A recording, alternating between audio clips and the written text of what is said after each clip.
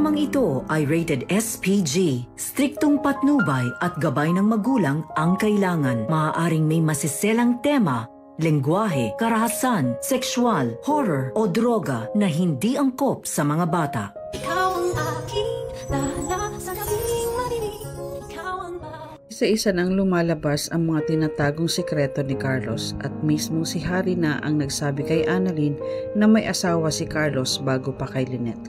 Magandang araw at eto na nga tayo sa ating pinakaabangang tagpo sa Abot Kamay na Pangarap. Welcome to my channel. Please don't forget to like, comment, and click the bell button para lagi kayong updated sa aking mga videos. Samantala, gumawa ng paraan si Carlos upang mapatawad siya ni Lynette sa nagawa niyang kasalanan, kaya idinaan niya sa pagdadrama si Lynette.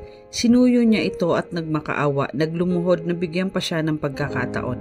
Nangako siya na magbabago na siya at magiging mabuting asawa na siya para sa kanya. Hindi naman nagustuhan ni Annalyn ang naging desisyon ng nanay Lynette niya na agad niyang pinatawad si Carlos. Ipinaliwanag naman ni Lynette kay Annalyn kung bakit niya nagawang patawarin si Carlos dahil paraan lang niya ito dahil may mga gusto pa siyang malaman kay Carlos. Alam ni Lynette na marami pang tinatago sa kanya si Carlos at aalamin niya ang lahat.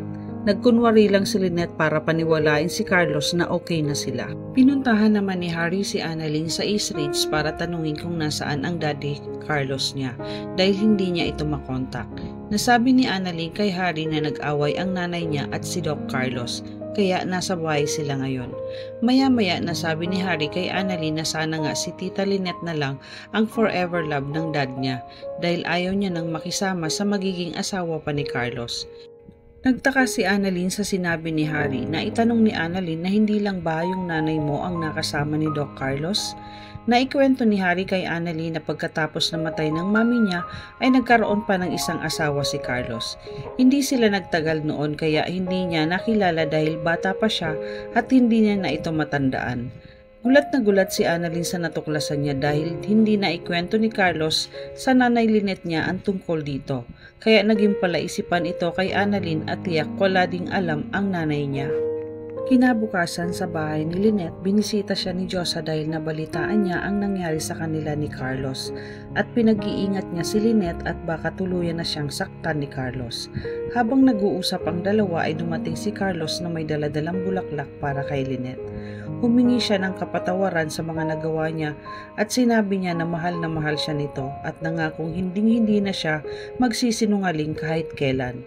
Maya-maya ay biglang may tumawag kay Carlos kaya nagpaalam muna siya na sasagutin niya lang ang tawag at baka kamag-anak niya na nasa US dahil international call. Pag-alis ni Carlos, agad napansin ni Josa si Lynette kung bakit walang ningning ang mga mata niya. Pero nung si Robert ang nagbigay sa kanya ng mga bulaklak, ay halatang masaya at may kasama pang tumbling. Sinaway ni Lynette si Josa at sinabi na kasal na sila ni Carlos. Nasabi naman ni Josa na baka sakal imbes na kasal. Siguro may mas malalim lang na dahilan kung papaano makakalaya si Lynette sa kasal na sinasabi niya. Antala sa labas, sinagot ni Carlos ang tawag at nagpakilala ang nasa kabilang linya at sinabi nito na siya si Irene Benitez, ang asawa ni Carlos. Ikinagulat ni Carlos ang sinabi ng babae. Ipinagtaka niya ito at halatang kinabahan. Itinanggi niya na siya si Carlos at baka nagkamali lang siya ng tinatawagan at sabay ibinaba ni Carlos ang tawag. Ikinagalit ni Irene Benitez nang pagbabaan siya ng telepono ni Carlos at itanggi niya na hindi siya nito kilala. Kaya nakapagdesisyon siya na uuwi siya ng Pilipinas para harapin si Carlos. Samantala sa kulungan, hindi naging maganda ang ibinalita ng abogado ni Moira sa kanya dahil hindi sila pinayagan ng korte na makapagpiyansa, kaya ikinagalit ito ni Moira at napagsalitaan niya ng hindi maganda ang abogado niya. Kaya sinabihan niya si Moira na ayusin mo ang pananalita mo. Wala kang karapatan pagsabihan ako ng ganyan. Ang magagawa lang natin ngayon ay maghintay ng court hearing. Mas lalong nawala ng pag-asa si Moira dahil mas lalo siyang magtatagal sa loob. Kaya sinabihan siya ng abogado niya na maglaylo muna siya at huwag siyang gagawa ng kahit ano na makakasira sa record niya. Kailangan mong magpakabait at matutong makisama sa loob. Saka siya inabutan ng pera para gamitin niya sa mga taong pwedeng makatulong sa kanya. Sa East Ridge, pinuntahan ni Robert si Carlos para kausapin dahil nalaman ni Robert ang pagpunta ni Carlos sa kulungan para dalawin si Moira. Gusto niyang itanong kay Carlos kung ano ang ginagawa niya doon at ano ang sadya niya kay Moira. Sabi ni Carlos na busy ako. Sumagot naman si Robert na busy ka pero may oras ka para dalawin si Moira. Alam ni Carlos ang itinatanong ni Robert dahil nasabi na sa kanya ni Zoe na may nakakita sa kanya sa pagdalaw niya kay Moira. Sabi ni Carlos na oo, pinuntahan ko si Moira para sabihin ko sa kanya na mabubulok siya sa kulungan dahil sa ginawa niyang panluloob sa bahay namin na muntik nang ikimatay ng asawa at anak ko. Masama bang puntahan ko si Moira? Hindi lang naman kayo ang nabiktima ni Moira, kami din. Sinisigurado ko lang sa kanya na hindi siya makakalabas ng kulungan dahil sa ginawa niya sa pamilya ko. Humingi naman ng paumanhin si Robert kay Carlos dahil napag-isipan nila ito ng hindi maganda. Naitanong din ni Robert na kung kilala niya ang abogado ni Moira dahil nagkasabay sila na pumunta at bumisita kay Moira. Sabi ni Carlos na hindi ko kilala ang abogado niya at siguro nagkataon lang na nagkasabay kami, kaya hindi na nagtanong pa si Robert kay Carlos. Samantala, dinalaw naman ni Annalyn ang nanay Lynette niya dahil may gusto siyang itanong dito tungkol sa sinabi ni Harry sa kanya at kung may alam siya sa nakaraan ng mga girlfriend Doc Carlos. Habang nasa kusina sila at naghahanda si Lynette, naitanong ni Annalyn kay Lynette kung alam niyang nagkaroon ng girlfriend si Doc Carlos bago naging sila. Sabi naman ni Lynette na ang nanay ni Harry. Sabi ni Annalyn na hindi po dahil nung namatay yung asawa niya, nagkaroon pa siya ng girlfriend na nakasama nila Harry. Ikinagulat ni Lynette ang sinabi ni Annalyn.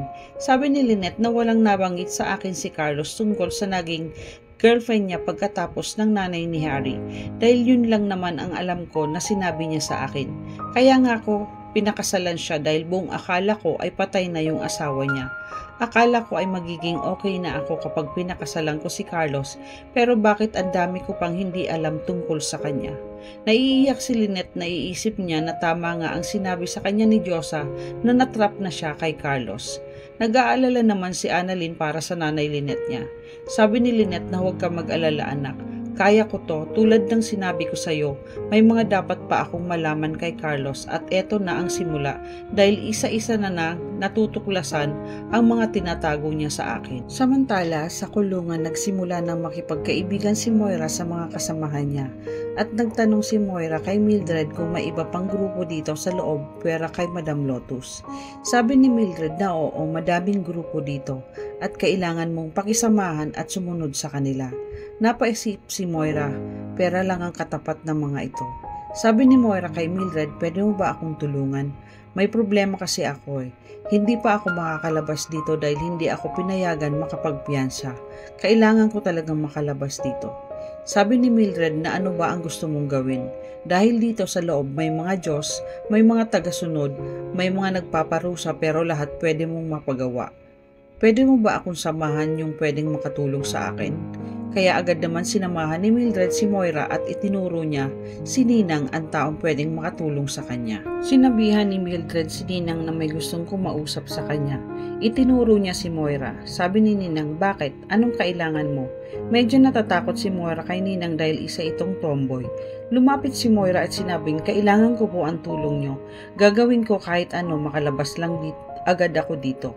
Tumayo si Ninang at sabay hinaplos niya ang balikat ni Moira saka sinabi sa kanya ang tanong, kaya mo kayang gawin kapalit ng tulong ko? Ikinagulat ni Moira ang sinabi ni Ninang dahil hindi niya alam kung ano ang gagawin niya kapalit ng tulong nito. Ano ang ipapagawa ni Ninang kay Moira kapalit ng tulong niya?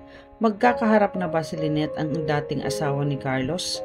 Maitatago pa ba ni Carlos ang katotohanan kay Lynette na may dati siyang asawa?